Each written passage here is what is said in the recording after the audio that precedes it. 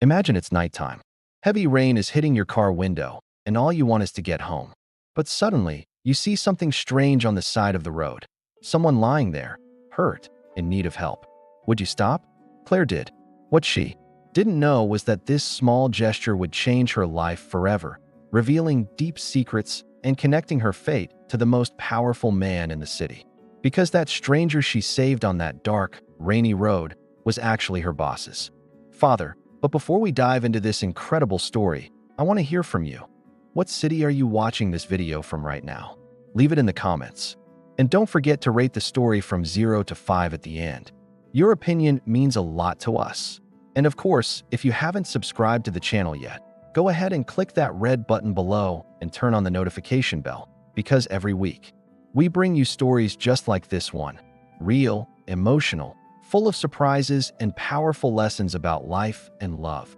Now, get cozy wherever you are, grab your favorite drink, take a deep breath, and allow yourself to experience every second of this story that will warm your heart, make you reflect on your own new beginnings, and maybe even remind you that the most important encounters in life often happen when we least expect them. Ready for this journey? Then let's begin. The rain poured heavily over the silent streets of Willow Creek, a small town where nothing ever seemed to change. But that night, Claire Mitchell felt a tightness in her chest that even the sound of water hitting the car hood couldn't ease. Coming off a long shift at the local hospital, all she wanted was to get home, take a hot shower, and forget the weight of the past 12 hours. Little did she know that the bend in the road ahead would bring something that would completely alter the course of her life. The headlights cut through the darkness just as Claire spotted a figure collapsed by the roadside, near the tree line. Her heart raced. She stopped the car without a second thought and ran out, immediately drenched. A man was there, lying among broken branches and mud, struggling to breathe. Blood streaked his forehead, and a wrinkled suit clung to his body. Claire knelt down, ignoring the cold, and checked his vital signs. "Sir, can you hear me?" she asked, her voice steady with the calm she'd mastered through countless ER shifts. The man tried to open his eyes, but looked confused, as if the world no longer made sense. Claire grabbed her phone, called emergency services, and while she waited, she draped her coat over him, even if it meant trembling to the bone. His face was marked by time and pain. He wasn't just some homeless man. She realized that quickly. The expensive watch, the silk tie, the discreet ring with a blue stone, everything about him told an unfinished story. Claire wondered what a man like him was doing alone, hurt, and lost on a nearly deserted road. But in that moment, none of it mattered. What mattered was saving him. The ambulance arrived minutes later, red and white lights reflecting in the puddles. Claire stayed by his side until they loaded him into the emergency vehicle. "Do you want to ride with him to the hospital?" one of the paramedics asked. She hesitated for a moment. Then something in her heart pushed her forward. "Yes, I'm a nurse. He needs someone there," she said firmly. Without knowing it, she had just taken the first step into a story filled with fate, secrets, and unexpected love. Inside the ambulance, she held the stranger's hand. It was cold, but lightly gripped hers. He tried to say something, but the words came out in a whisper. Claire leaned closer. He murmured a name, Daniel, and then slipped into unconsciousness. That was all they had. A name, a mysterious presence, and a silent connection born in the middle of the storm. Hours later, at the hospital where Claire worked, the man was stabilized. No ID, no phone, no clue who he was, just the name Daniel and an old scar on his left rib. Claire, exhausted, sat in the chair by his bed, watching him sleep. None of it made sense. And yet, everything felt more alive. Something inside her whispered that this encounter wasn't random. The next morning, the sun rose shyly behind the clouds. Claire had fallen asleep right there, her head resting on her crossed arms at the edge of the bed. When she awoke, she found an envelope, left by a doctor. Inside was a copy of the man's test results, and a surprising detail, a rare blood type, along with a medical history matching someone of high profile in the city. A name emerged, Daniel Whitmore. Claire felt a chill run through her. That couldn't be. That name, she had heard it before. And not just anywhere. It was the name of her boss's missing father, Ethan Whitmore, CEO of the city's largest company. Rumor had it that the man had vanished over a decade ago, after a tragic family event. Ethan never spoke of it. The mystery surrounded the city's elite, but no one truly knew what had happened. Claire looked back at the unconscious man and felt the weight of the revelation. She needed to be sure. Quietly, she went to the front desk, accessed the medical system, and cross-checked the data. It was him. The fingerprints matched. The man she had rescued in the rain was Daniel Whitmore, father of the most powerful and emotionally distant man in town. Claire returned to the room, heart pounding. She had no idea that the reunion between these two, and her place in the middle, would unleash more than secrets. It would spark a love she never believed she deserved. In the days that followed, Claire stayed close. Daniel, still recovering, began opening his eyes, though his memory was hazy. "You were there on the road?" he asked with a raspy voice. Claire nodded, smiling. "You were lucky, and I was in the right place at the right time." He smiled back, eyes filled with gratitude, unaware of how crucial she would become in reconnecting him with the world and with his son. Meanwhile, across town, Ethan Whitmore was wrapping up a board meeting. His expression was cold and distant. As usual, his assistants were used to the CEO's calculated, closed-off demeanor. But that afternoon, a call from the hospital would interrupt his carefully constructed routine. A receptionist said someone claimed to be his father, and that a nurse named Claire insisted on speaking with him. Ethan froze. "That must be a mistake," he murmured. But something in the receptionist's voice made him hesitate. He asked for more information. When he received the full name, Daniel Marcus Whitmore, the ground seemed to shift beneath him. Impossible. Dead. Gone. Forgotten. Why now? Why with this nurse? Why was the past coming back when he thought he'd buried it for good? Reluctantly, Ethan scheduled a discreet visit to the hospital. Curiosity mixed with dread churned inside him. When he arrived, Claire led him to the room. The atmosphere felt heavy, as if time had paused out of reverence for what was about to unfold. Ethan stopped at the door. Claire sensed his tension and stepped back. "He asked for you," she said, gently but firmly. Daniel opened his eyes and saw his son. "Ethan," he said weakly, his eyes filling with tears. The CEO remained silent, jaw tight. Claire stood quietly, feeling the weight of the moment. She was just a bridge between the two, but would that bridge be strong enough for what was to come? After several minutes of silence, Ethan turned to Claire. "Why did you get involved?" he asked. She didn't flinch. "Because it was the right thing to do, even if he was a stranger." That answer hit deeper than he wanted to admit. It wasn't often someone spoke with such truth. Not in his world. In the days that followed, Claire kept caring for Daniel. And without meaning to, she also began affecting Ethan, not with grand gestures, but with the quiet strength of someone who acts on principle.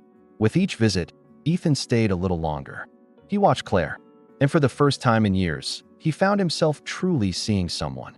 Daniel, now more alert, smiled whenever he saw the two cross paths in the room. "She has a light, son, the same one your mother had." Ethan looked away, but something inside him began to thaw. Claire, on the other hand, tried to maintain emotional distance. She knew Ethan was out of reach, or at least, she thought he was. One evening, after another long shift, Claire found a folded letter in her locker. It was from Daniel.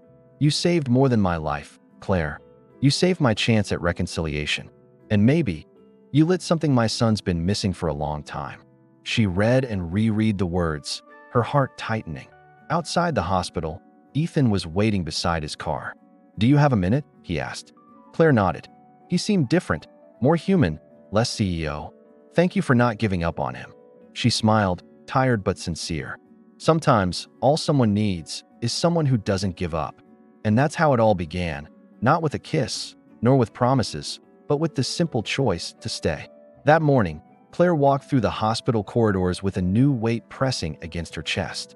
Ever since Ethan had appeared, the atmosphere felt different, like every one of her movements was being watched. But what she felt wasn't fear. It was something stranger, a kind of quiet expectation. Something in his eyes the night before had left marks she couldn't explain. Daniel, on the other hand, was recovering faster than the doctors had anticipated. Ethan's visits, brief and guarded, seemed to be healing something deeper than visible wounds.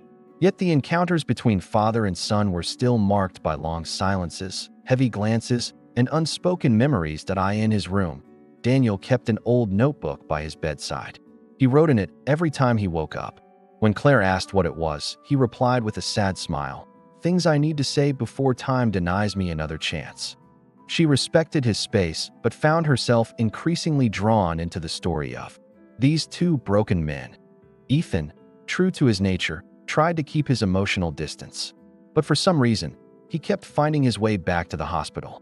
When he wasn't in meetings or signing contracts, he would appear in his father's room, sometimes without saying a single word. It was his presence and the effort to be there that spoke louder than anything else. One afternoon, Claire stepped out of the recovery wing and found him in the garden, alone, watching a boy fly a kite. "I used to do that with my dad on Sundays," he said, eyes still fixed on the child. Claire sat beside him in silence. Sometimes, the best thing you can offer is simply to listen. And she knew how to listen with her heart. "He left on my 16th birthday," Ethan continued. "Said he needed to find peace, and left everything behind." The pain in his voice was quiet but sharp. Claire wanted to say something, but didn't want to intrude. So she simply placed her hand over his, and he didn't pull away. That night, Daniel asked to speak with Claire without Ethan present. "You carry a quiet strength, young lady," he said firmly. "Ethan is stubborn, but not blind. He sees who you are. He just doesn't know yet what to do with that." Claire smiled, unsure if that was a warning or a blessing. Maybe it was both. A few days later, the hospital organized a small staff gathering. Claire nearly didn't go, but a friend from the team convinced her. She wore a simple but lovely dress. When Ethan appeared unexpectedly in the room, time seemed to slow for a moment. For her, and for him. "You look different out of uniform," he said, trying to sound casual. "So do you," she replied with a laugh. "Without the tie, you look less CEO and more human." It was a brief exchange, but the looks they shared in that room said more than any conversation could. Meanwhile, rumors began to circulate throughout the hospital. Ethan's frequent presence, the glances, the silences, people started piecing things together and drawing their own conclusions. Claire overheard whispers in the cafeteria, hushed voices in the halls. And even though she tried not to care, the discomfort grew. One night, after her shift, she found a note under her car's windshield. "Be careful who you try to save." Her blood ran cold. She looked around, but no one was there. The message was short, direct, and full of poison. For the first time, Claire felt real fear. The next day, Ethan arrived at the hospital with a hard expression. "Someone left this in my office," he said. It was a copy of the same note. Claire showed him hers, and they exchanged heavy glances. "Someone doesn't want you near my father, or me," he said, with something else in his eyes. Real concern. They decided not to involve the police just yet. But Claire started noticing strange things. People watching her at the grocery store. A black car passing her street more often than it should. The tension built. But even so, she had no thought of backing down. That just wasn't who she was. Ethan, increasingly present, began letting cracks form in his carefully constructed armor. One morning, he brought her coffee before her shift. "You take it with just a little sugar, right?" he asked, a bit shy. "You remembered that?" She smiled, surprised. "I don't forget things that matter," he replied, and that was the first visible break in his walls. Over time, Daniel noticed the subtle glow in Claire's eyes when she spoke with Ethan, and he saw in his son a lightness he hadn't seen in years. "Sometimes, what we need isn't more control," he told Ethan, "but someone who reminds us who we are, without all the weight." Ethan listened in silence, as always, but something was about to happen. Daniel requested a few hours outside the hospital. He wanted to visit the old house where he'd lived before vanishing. Claire offered to accompany him. Ethan hesitated, but agreed. "If he's with you, he'll be safe," he said, as if that meant more than just physical safety. In that old house, full of dusty windows and forgotten memories, Daniel cried when he saw the old family photos still hanging on the walls. Claire watched with the reverence of someone who understood that sometimes silence is more healing than 1,000 words. "This was my life, before I lost myself." But as they left the house, something waited for them at the gate. A man in a dark suit, wearing glasses and a cold expression. "Ms. Mitchell, may I have a word?" Daniel tensed. The man introduced himself as a lawyer for Whitmore Enterprises. He said there were powerful interests opposed to her relationship with Ethan and Daniel. Claire stood her ground. I'm not driven by interests, sir. Only by truth. The man smiled, but it was the kind of smile that hides a threat. Truth, he said, sometimes comes at a high price. And then he vanished into the crowd on the sidewalk. Claire took a deep breath. Now she knew this was much more than a rescue in the rain. Back at the hospital, Ethan was waiting. Are you okay? He asked, noticing the shaken look in her eyes. She nodded. I can handle it. But you need to decide whether you'll keep hiding or fight for what matters. Ethan didn't answer, but deep down, he already knew the battle had just begun. That same night, Claire arrived home to find an envelope under her door. Inside was a photo of her and Daniel in the hospital garden, taken from a distance, without them noticing. Alongside it, a single phrase. Not everything that looks like help is help. Her chest tightened. Whoever was behind this didn't just want her away, they wanted her scared. But Claire wasn't the type to stay silent in the face of injustice. The next morning, before her shift, Claire chose action over fear. She went to Whitmore Enterprises, unannounced, and asked to speak with Ethan. When he appeared, surprised, she showed him the photo and the note. Someone's trying to manipulate you through me, and if you let them, you'll repeat the mistakes of the past. He stood silent for a long moment, then took the photo with firm hands. I won't let this continue. And in that moment, something shifted. For the first time, Claire saw in Ethan not just the powerful, guarded man the world knew, but someone willing to face his ghosts. Do you always speak with this kind of courage? He asked. Only when I truly believe in something or someone. And in that moment, between his vulnerability and her strength, their bond began to move beyond coincidence and become a choice.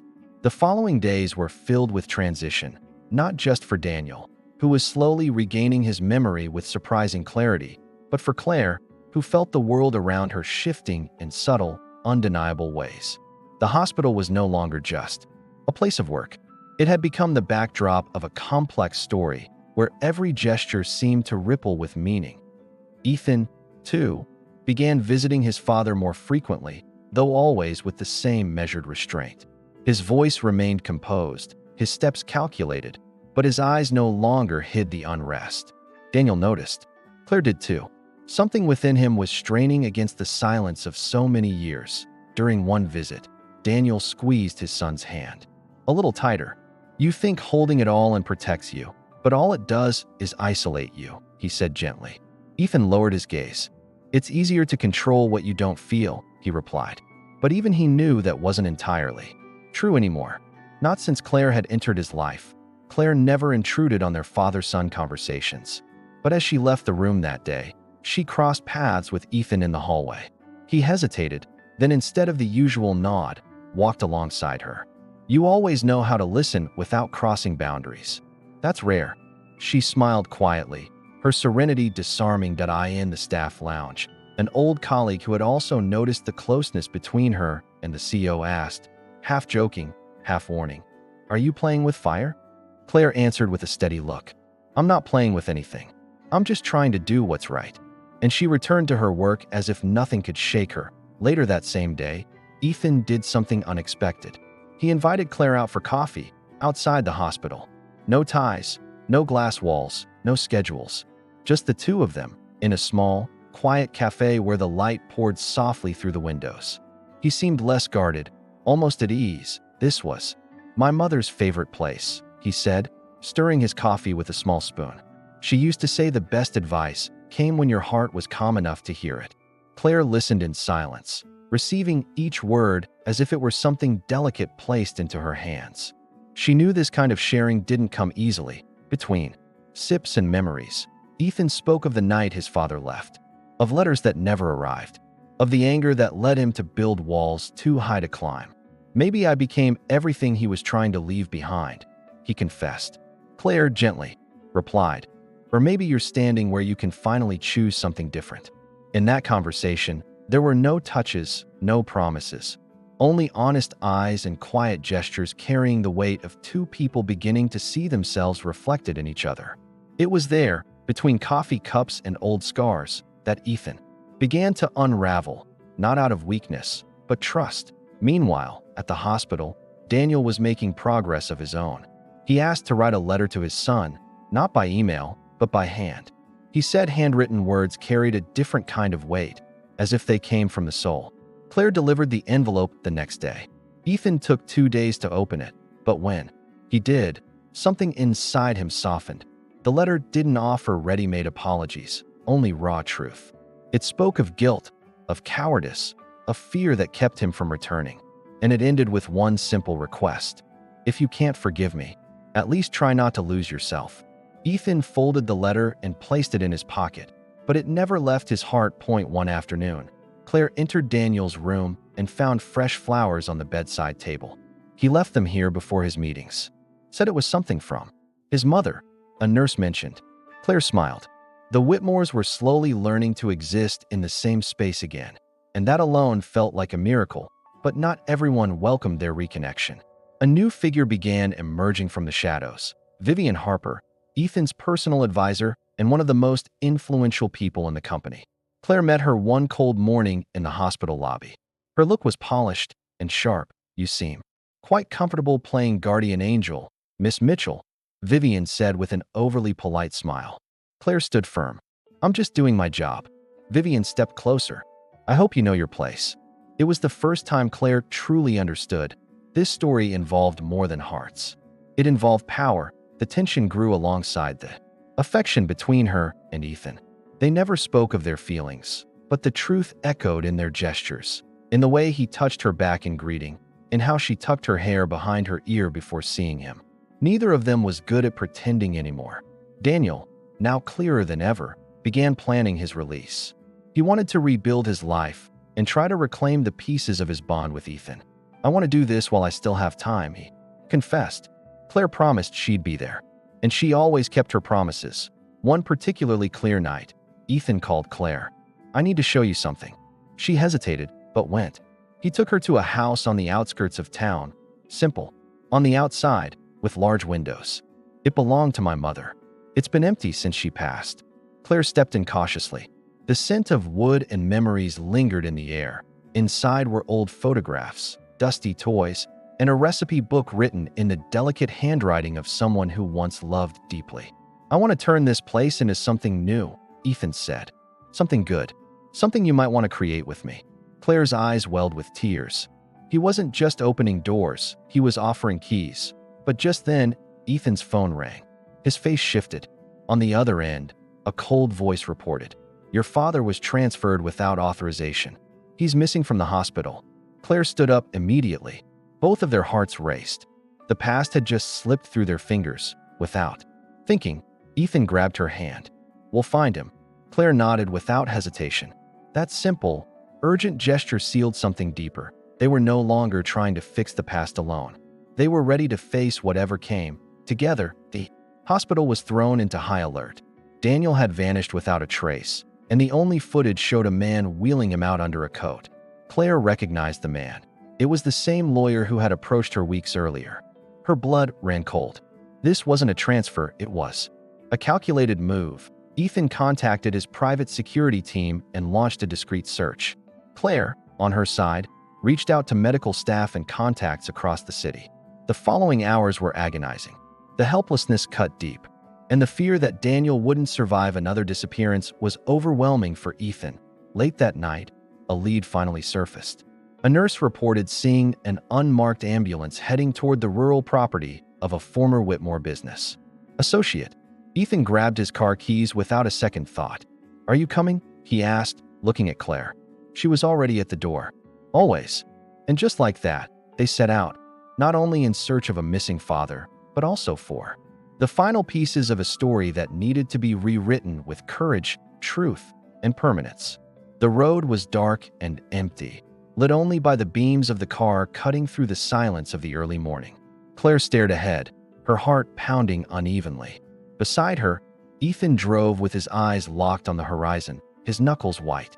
Against the steering wheel, there was no music, no words, only the shared urgency of finding Daniel before it was too late. When they reached the property, they found the gates locked. It was an old farmhouse, long abandoned but recently restored. Ethan climbed over the gate with ease and unlocked it from the inside, letting Claire through. The place smelled of mold, wood, and something she couldn't name, maybe unresolved memory. They walked through the trees, guided by the dim light of a cell phone.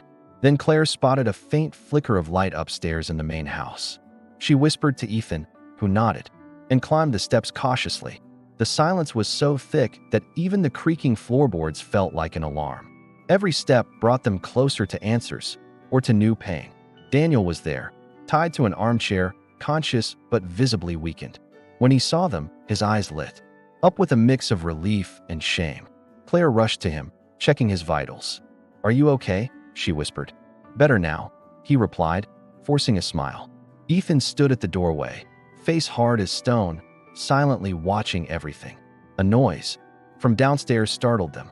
Ethan motioned for Claire to untie Daniel quickly. Someone had returned. They didn't know who, or with what intention. "There's a back way out," Daniel murmured. "We used it when we hunted here." Claire helped him up, gently supporting his fragile frame. They slipped out through a side door and ran through the brush until they reached the car.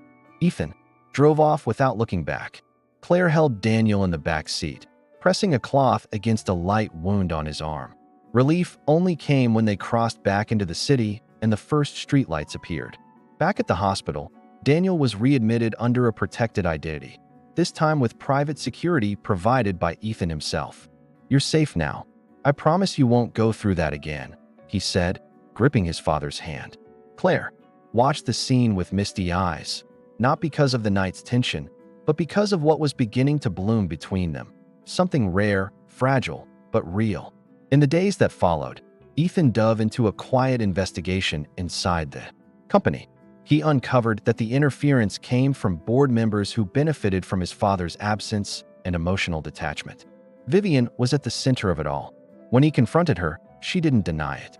"You were too weak to uphold the legacy," she said. He didn't answer, but in that moment, he knew she wouldn't remain there any longer. While the corporate world smoldered, Claire continued her hospital routine, but not without a weight.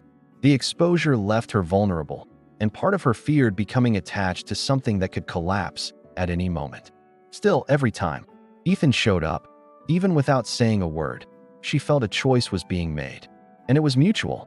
One afternoon, after finishing a long shift, Claire found Ethan waiting in the parking lot, holding 2 coffees. "This time, I got the sugar right," he said, smiling faintly. Claire took the cup and drank without replying. But her gaze, that said it all. There was tenderness and surrender. Daniel, now recovered and stronger, decided to call a press conference. He wanted to tell his own version of the story, end the rumors, and restore the family name with truth. Ethan tried to stop him, afraid of what exposure might bring. But his father stood firm. Sometimes, it takes courage to admit the pain existed and to choose what to do with it. The press conference was held in the Whitmore Foundation auditorium. Claire sat in the last row. Ethan stood beside his father on stage, looking more whole than ever. Daniel told it all. The reason he left, the betrayal by partners, the guilt he carried for years. When he finished, a timid applause grew into a standing ovation.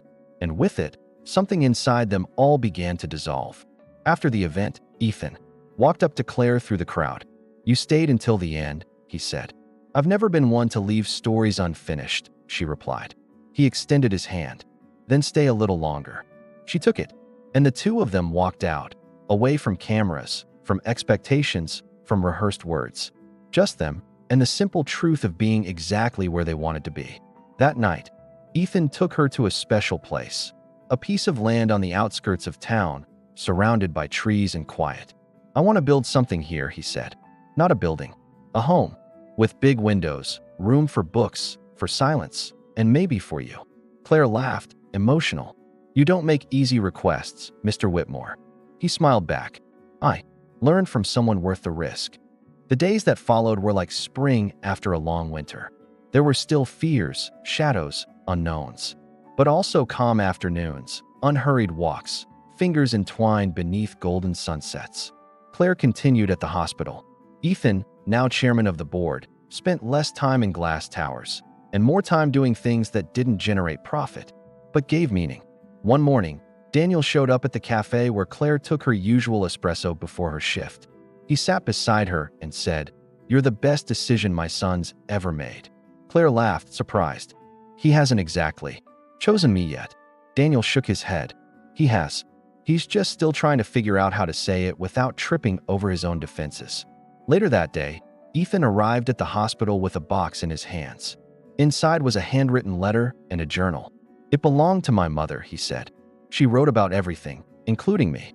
I thought you might want to know the woman who taught me to love before I forgot how to do it. Claire read every page with care. The words of a woman she had never met seemed to reach across time and touch her soul. There was poetry, tenderness, and one phrase underlined. To love is to stay, even when the other doesn't know they need you. She closed the journal with tears in her eyes. And for the first time, she felt she was exactly where she was meant to be. On a quiet Sunday night, Ethan brought her to his mother's old house, now renovated. It was ready, the lights on, the simple furniture in place, the new frames mingling with old memories. In the middle of the room, a table set for two. It's just dinner, he said, but I hope it's the first of many. Claire smiled. Then let's begin. Outside, the night stretched silently. But inside that house, there was laughter, conversation, and a new story being written, not about loss or fear or running away, but about starting over, about finding love on the edges of the unexpected, and about two people who, after so many crossed paths, finally chose to stay. Dinner that night was more than a meal. It was a silent milestone. Ethan was different, lighter. Claire noticed how he laughed more easily, how his shoulders no longer carried the same tension. It was as if, little by little, he was allowing himself not to carry the weight of the world alone. She didn't say anything. She simply stayed present. And to him, that was more than enough. After dinner, Ethan showed her each room with the wide-eyed excitement of a child. I want to fill this wall with real-life stories, he said. And right there, a hammock to rest after long days. Claire listened as he described each detail with quiet enthusiasm. It wasn't just a house, it was an invitation. A life he was beginning to imagine with someone. And that someone was her. That night, he dropped her off and didn't try to extend the moment. He simply held her hand for a few seconds longer. Thank you for today, he murmured. Claire responded with a look that said everything. When she stepped inside and closed the door, she leaned against it, heart racing. Not out of fear, but hope, something she hadn't allowed herself to feel in a long time. Back at the hospital, things were calmer. Daniel was undergoing physical therapy and wrote almost daily. Whenever Claire visited, he would ask about Ethan, but with a knowing smile. He talks about you without realizing it. That says more than any declaration. Claire would smile, shyly. She still didn't know how to handle what was growing inside her. One cold morning, Claire received an unexpected call from her sister in another state. Mom's getting worse, she said, her voice trembling. Claire didn't hesitate. She requested a few days' leave and traveled to her hometown. When Ethan found out, he insisted on driving her to the bus station. You don't have to go alone. Once again, he chose to be there to say the goodbye. He simply said, if you need anything, call me, even if it's just to hear silence. Claire smiled. You've been saying some very poetic things lately for a man who claimed he was terrible with words. He laughed. That's your fault. And so she left, her mind heavy and her heart tight. The days away were filled with painful memories. The childhood home, the rooms soaked in the scent of time, her frail mother barely recognizing faces. Claire spent sleepless nights caring for her, washing clothes, feeding fading memories, fighting not to lose herself in the sorrow. One night, she picked up her phone and typed a message to Ethan, but didn't send it. She erased everything and simply wrote, "Hi." He replied, "I'm here." And that was enough. A short message, but filled with everything she needed at that moment. They began exchanging simple texts during the late nights, small phrases, scattered questions, song lyrics, and even from afar, something between them kept growing. Something that didn't depend on touch, but on emotional presence.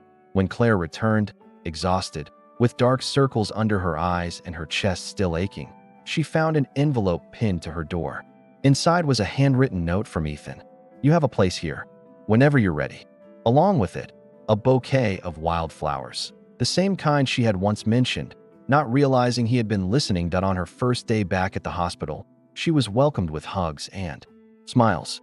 But what truly moved her was finding Daniel waiting in the reception area, sitting with effort. I didn't want you to come back thinking you weren't missed." She was overwhelmed, touched by the kindness of a man who, just months earlier, had been a broken stranger in the rain. That week, Ethan invited her to dinner again, this time at a small, hidden restaurant on the edge of town. It was discreet, the kind of place that didn't appear in magazines but held unforgettable conversations. They sat at a corner table, away from curious eyes. And there, between silverware and soft lights, he finally said what he'd been holding in. "I'm afraid of ruining this, Claire. Because I've never done this before, caring for someone like this, without knowing how to control it." She looked down for a moment, then raised her eyes with quiet strength. "Love doesn't need to be controlled. It just needs to be chosen. And I'm choosing too, even if I'm scared." Ethan took a deep breath, as if releasing something old and heavy. Dinner ended with a long kiss in the parking lot, under a shy moon that bore witness. It wasn't rushed, nor uncertain. It was a kiss from two people who didn't need to prove anything, only confirm what their hearts already knew. When they pulled apart, they said nothing, because there was nothing left to say. The next morning, Daniel saw them arrive together at the hospital. He didn't comment. He just smiled. He already knew, and he seemed happy about it. But across town, in a dark, silent office, someone was watching a series of recent photos of the two. Vivian was not pleased. Not yet. And she always knew exactly where to press to make it hurt. A few days later, Claire was called into a meeting at the hospital. The director, visibly uncomfortable, presented her with a dossier filled with accusations, conflict of interest, involvement with a patient, and connections to a company shareholder. Claire felt the ground vanish beneath her feet. She knew exactly where it came from. She knew the name hidden between the lines. Ethan arrived mid-meeting. He looked around the room and said firmly, "This is a setup. And if this hospital wants to keep even a shred of ethics, it will investigate who leaked private information and targeted an exemplary professional." It was the first time he raised his voice in public, and he did it for her. After the meeting, Claire was shaken. She felt exposed, judged. "I don't know if this is worth it, Ethan," she said outside the building. "I'm not like you. I don't have a powerful last name or protection." He looked her in the eye. "And that's exactly why I need you close. Because you remind me of who I am, without all of that." That night, he brought her back to his mother's house, lit candles, made a simple soup, and sat beside her on the couch. Neither of them said much. They just sat there, sharing the silence. And when she fell asleep with her head on his shoulder, Ethan understood that real love doesn't shout. It's lived. In the days that followed, he started making changes at the company. He removed toxic people, stepped away from meaningless roles, and created a support program for healthcare professionals. Claire, without even knowing it, was at the center of it all, not as a muse, but as a symbol of integrity and quiet courage. And when he finally asked her to walk with him through the corridors of the newly restored house and said, "Do you still want to build this with me?" Claire didn't hesitate, because now she knew, no matter how the world tried to silence certain truths, the ones born in pain but chosen with intention are the only ones that truly endure. That same week, Claire received a letter at home, written in careful penmanship. It was from a former patient who had heard whispers about the accusations. "You were the only one who treated me like a person when everyone else only saw reports and numbers. I hope you never forget the value you carry." Claire read it in silence, and the tears came freely. Sometimes, the deepest truths are remembered by those who received quiet care. The next day, she pinned the letter on the wall of the room where she kept her personal things. Beside it, a photo of Daniel smiling during therapy, and another of Ethan laughing, unaware he was being photographed. It was the portrait of a life she never planned, but now made sense in every detail. And those shadows still existed. There was no more loneliness. One ordinary afternoon, while folding sheets in the recovery wing, Claire heard familiar footsteps approaching. It was Ethan, holding a wildflower in one hand and an unexpected invitation in his eyes. "Come with me. I need to show you something."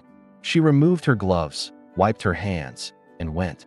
Because real love doesn't wait to be understood. It reveals itself, in time, in gestures, and in the courage to stay. The car rolled toward the open field behind Ethan's mother's old house. The sky glowed in shades of gold, and the breeze carried the scent of a day slowly saying goodbye. Claire watched the landscape, silently trying to decipher what the quiet between them meant. It wasn't uncomfortable. It was the kind of silence that says more than 1,000 words. Ethan parked beside a simple wooden structure covered with a tarp. "This is where the construction begins," he said, stepping out and offering her his hand. Claire walked over to the space and saw the marked terrain, a few tools nearby, and a board with the sketch of the future house. "Every line here has your name behind it," he said, "even if you haven't signed a single blueprint." Claire was moved by the intention. It wasn't a grand gesture. It was intimate, tangible. She looked at him, wanting to say something, but didn't need to. Ethan stepped closer, gently touched her face, and whispered, "You taught me what home really is, Claire. Not a place, but a person." She closed her eyes, letting the sweetness of those words settle deep. While they spoke, a truck approached. It was the first delivery of building materials. Claire stepped aside as Ethan handled the logistics. Meanwhile, she took a photo of the land, knowing that this moment marked a turning point, not just in their lives, but in who she was. For the first time, she saw herself as part of something being built to last. Out on the way back, Ethan took her to a small cafe downtown. They entered hand in hand, like two strangers rediscovering the familiar. People stared, whispered, but Claire didn't care. For the first time, she wasn't worried about what others said, only about what they were building. He ordered 2 coffees and a slice of pie. "The one you liked best that day?" He smiled as they stepped outside. They saw Daniel walking slowly down the sidewalk, accompanied by a physical therapist. When he spotted them, he smiled and waved. Claire ran to hug him. "Don't tell me you're escaping rehab," she teased. "Just catching some sun and confirming you two finally stopped dancing in circles." Ethan laughed, embracing his father. It was the first time they laughed together as a family. But the lightness of that afternoon was cut short by an urgent message on Ethan's phone. He read it and frowned. "Someone leaked internal company data to the press. They're accusing my father of embezzlement in the past." Claire stood frozen. She recognized the signature, not with ink, but intent. Vivian, or whoever had taken her place. The power games weren't over yet. Back at the company, Ethan called an emergency meeting. Claire waited outside, watching the intense movement, but inside she felt calm. She had learned that truth doesn't shout, it waits for the right moment. When he finally came out, his face was serious, but his eyes steady. "We're going to face this together." While lawyers prepared responses, Daniel called Claire aside. "I don't want you carrying any weight from this," he said. "I chose my path back then. Now it's time to clean up what I left behind." Claire held his hand. "You've taught many people through your courage, Daniel, including your son." That night, Claire returned home and found a letter left by Ethan. "If everything hits hard, I want you to know what we've built is real, no matter what they say." She read every line with her heart tight. She no longer feared losing what they had. She was certain that even through any storm, something between them would stand unshaken. The next day, the article dropped. A sensationalist headline, photos taken out of context, loaded insinuations. The city reacted with curiosity. Some attacked, others defended. But the strongest response came with Ethan's public statement. Live, on air, he defended his father, presented evidence, and took responsibility for what still needed to be investigated. No fear, no shield. Claire watched the broadcast from the hospital. When it ended, there was silence in the room. Then applause. Not for perfection, but for transparency. For the stance of someone who had learned not to run from the truth, no matter how uncomfortable. And she knew that man, who once avoided feelings, was now made of them. In the days that followed, the dust began to settle. The media found new targets, shaky board members went quiet, and Daniel, for the first time, was being heard without distortion. Claire, though exhausted, felt deeply relieved. What they had faced wasn't just external, it was internal. It was the past, returning to be met head-on. Ethan brought her back to the site once more. Now, the foundation was set. "Did you know this part of the construction becomes invisible later?" he said. "But it's what holds everything up." Claire looked at him, understanding more than just the metaphor. "Like the choices we make when no one's watching." He nodded, smiling. "Like you, that night on the road." That evening, Ethan cooked dinner. He insisted on making it himself. Claire walked into the kitchen and found a mess, but full of heart. "I'm not good at this," he said, pulling a dish from the oven. But with you, I want to learn all the things I never did. She laughed, moved, and for the first time, said it out loud. I love you. He paused for a moment, as if time itself had stopped. Then he stepped forward, took her hands, and said, I love you too, Claire, in a way that makes me vulnerable and whole at the same time. And that was the moment the silence between them became a foundation, invisible but unbreakable. The months that followed were about rebuilding. The house slowly took shape. Daniel began giving talks on men's mental health and family reconnection. Claire was promoted at the hospital. Ethan stepped back from his corporate duties to focus on the new social project they created together, a foundation to support patients and their families through difficult times. At one of the foundation ceremonies, Claire gave a speech with a steady voice and a full heart. Sometimes what changes a life isn't a plan, it's a moment, a dark road, the decision to stop, to care, to stay. In the background, Ethan watched her, eyes shining. It was her. It had always been her.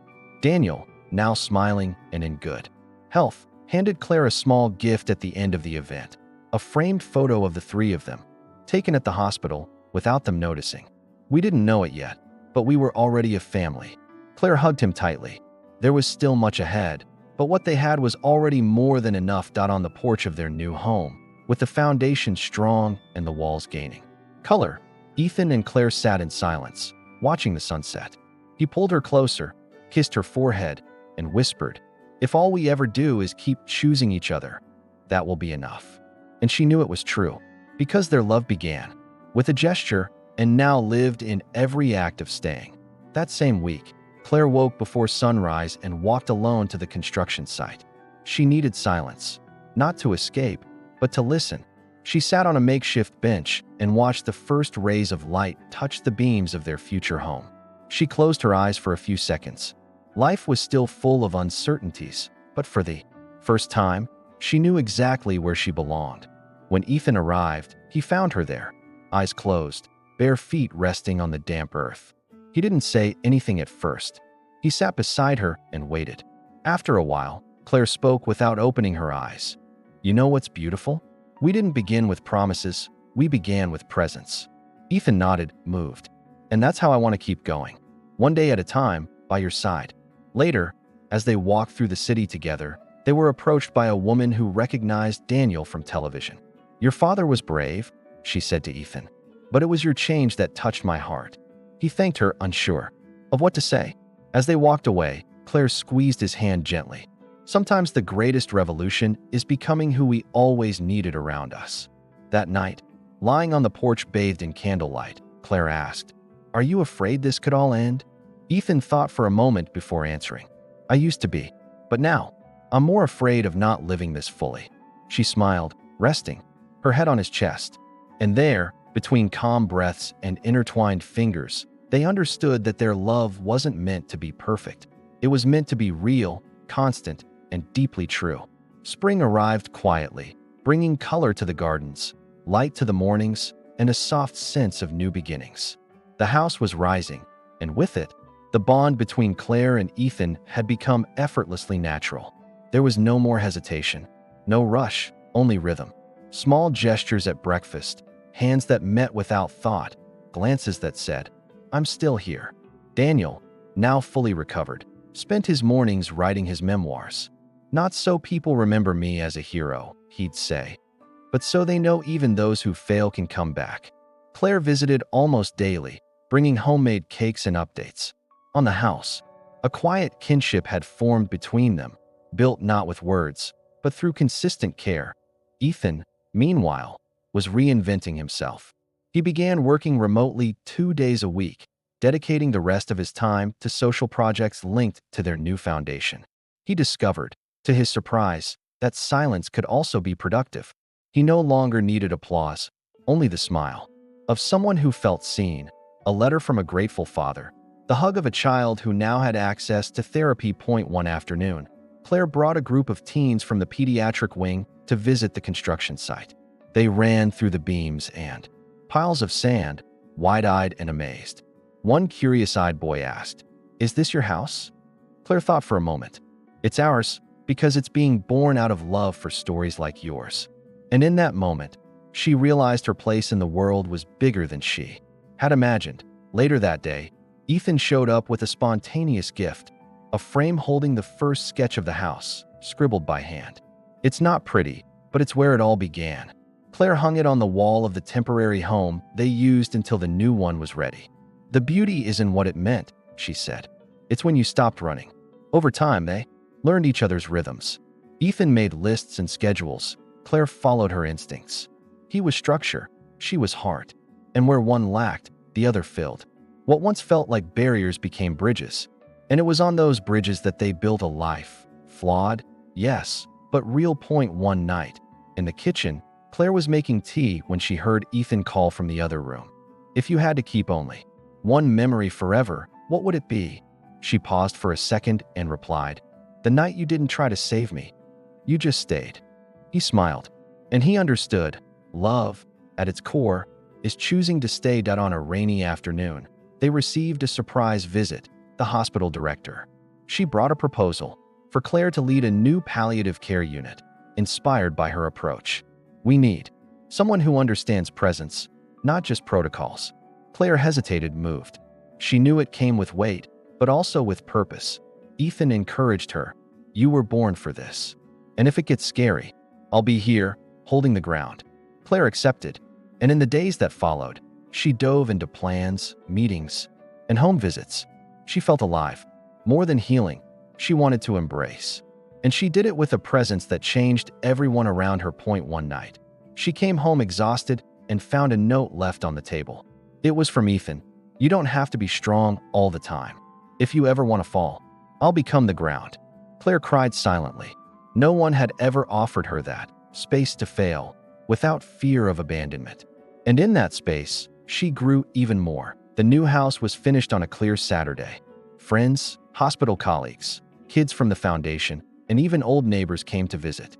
There was no grand ceremony, just soft music, homemade food, and warm embraces. Claire and Ethan opened the doors the same way they opened their hearts, with generosity and courage.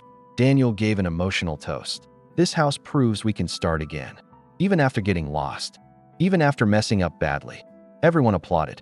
Claire held Ethan's hand, feeling that this wasn't just an architectural achievement. It was a symbol of what they had built inside themselves. Later, on the porch, Ethan handed her a small ring. No diamonds, no sparkle, just simple gold with an engraving inside. "Even the rain led me to you." Claire didn't say a word. She just hugged him tightly. And in that embrace, the answer was clear. They were ready for everything. In the days that followed, the house filled with the smell of coffee, the sound of laughter, and wall markings made by visiting children.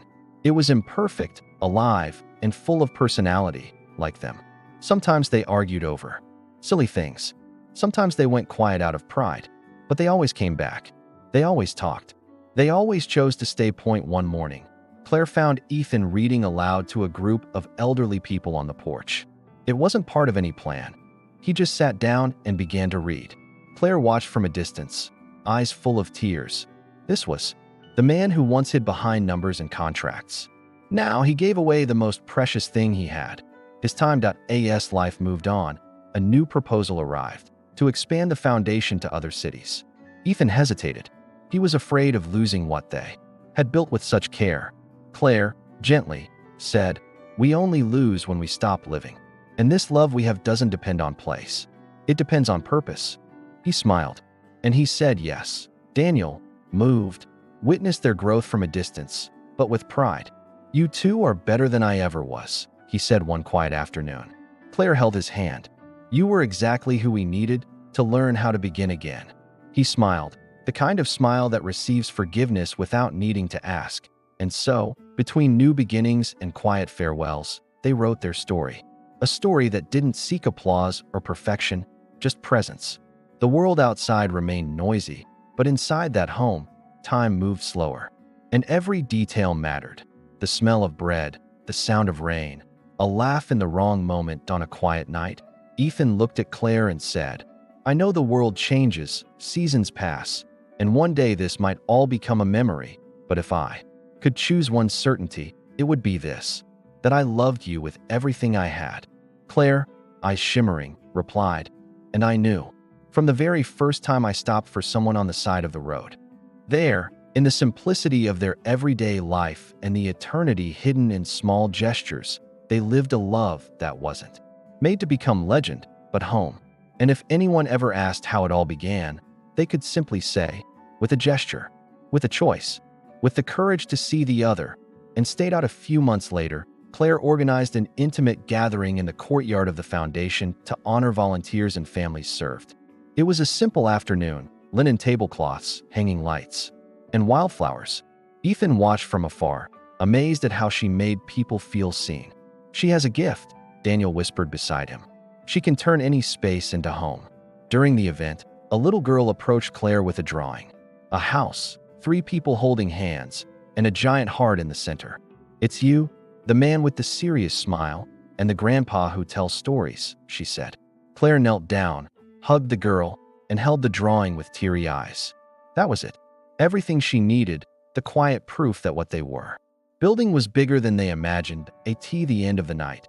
Sitting on the porch steps, Claire and Ethan watched the lights twinkling in the yard. Are you still afraid? He asked softly. Claire took a moment before answering. Yes, but now I don't run from it. I walk with it. He intertwined his fingers with hers. Then let's keep walking, even when the ground shakes. The next day, she found a small box on the bed. Inside, a necklace with a teardrop pendant and a delicate engraving. The rain brought us.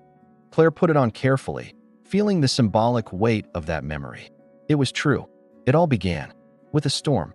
And now, it was blooming in the light. The door, Ethan waited with 2 suitcases and a peaceful smile.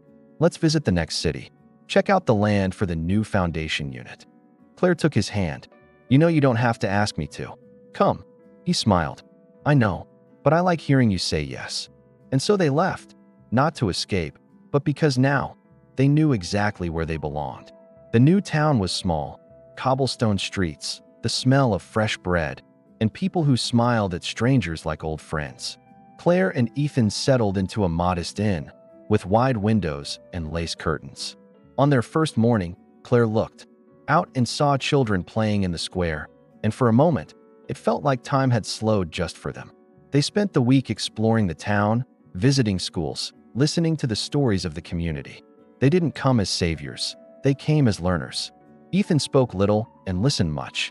Claire blended in with mothers, nurses, volunteers. The plan was to open a new branch of the foundation there, but before anything else, they wanted to plant respect.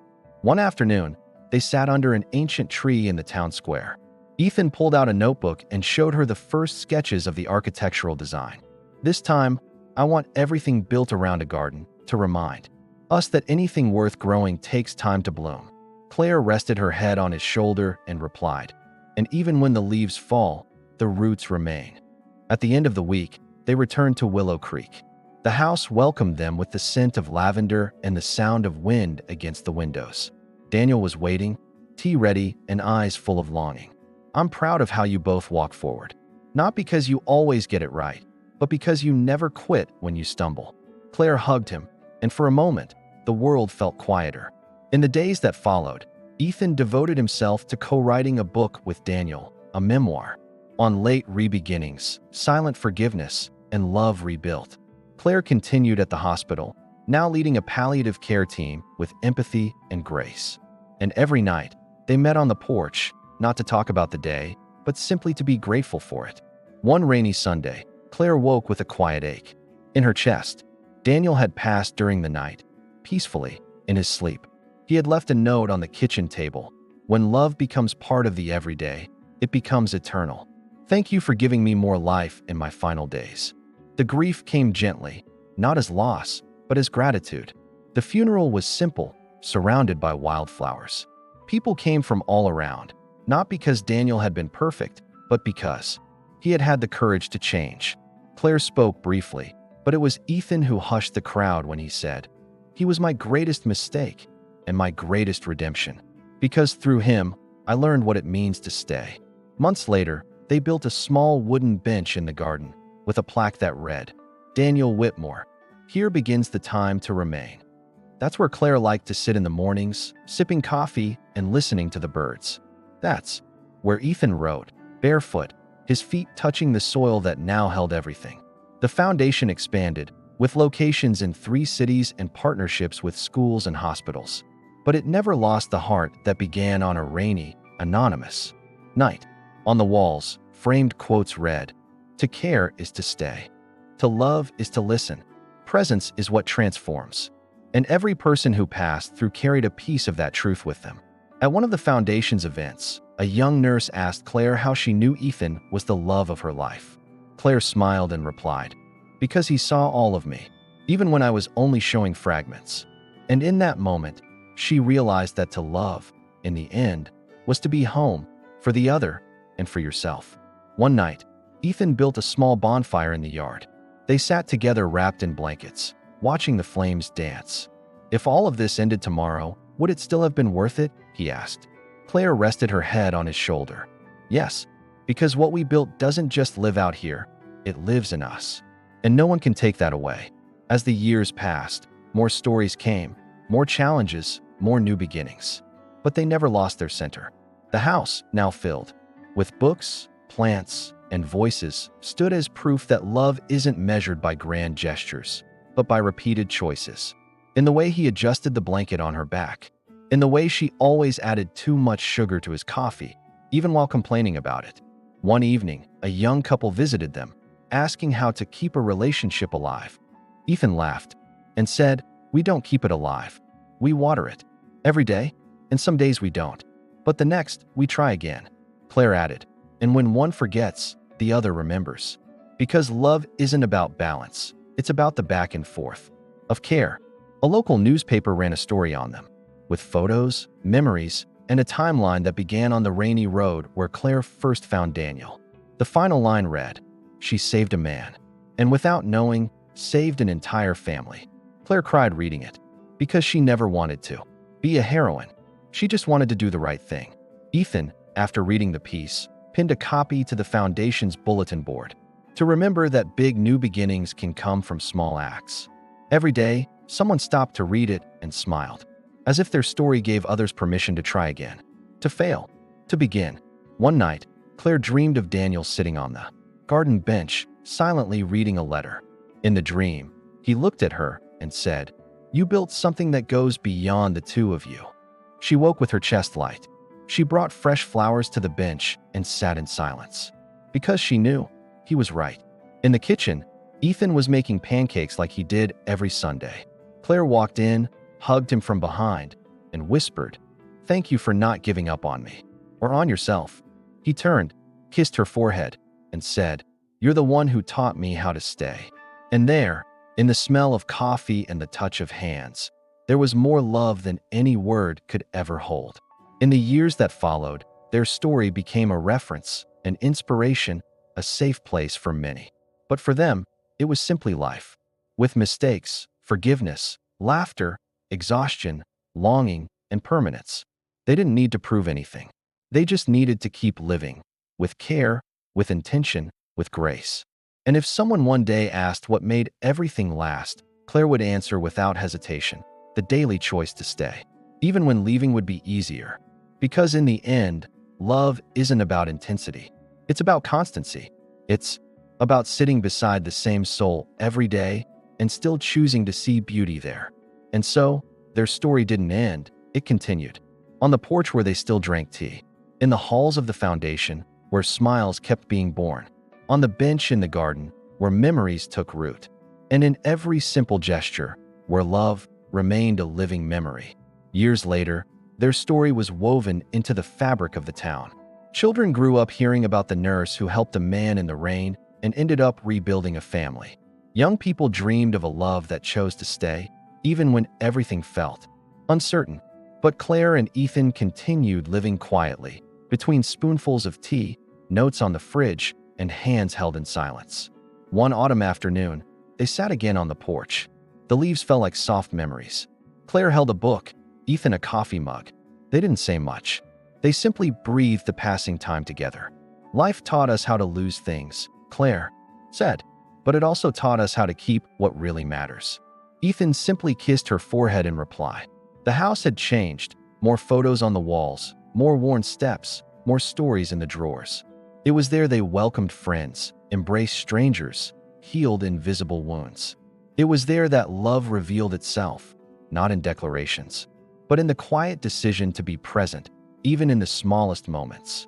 In the garden, the wooden bench remained firm, even as time passed. Some seats were out, others become sacred, and that one, where Daniel once sat, was more than a tribute. It was a constant reminder that love, when true, doesn't die.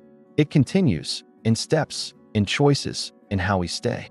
And on that porch, in the breeze and the peace of shared silence, Claire rested her head on Ethan's shoulder and whispered, "If this is the last page of our story, let it be written with gratitude." He smiled, "But I still want more chapters." She laughed, "Then let's keep writing." And there, with a love that made no noise, but left deep roots, they chose, once again, to stay. If this story touched you in any way, if it made you believe, even just for a moment, that true love still exists, then share this video with someone who needs to remember that life still holds unexpected encounters and quiet new beginnings. Because sometimes, everything starts with a storm, but it's the courage to stay that turns chance into home. Tell us in the comments, do you believe in second chances? Subscribe to the channel, turn on notifications, and follow more stories that warm the heart and help us remember what truly matters. And if you've made it this far, thank you for staying. Because that's what love does. It stays. Per Gunter AO ChatGPT.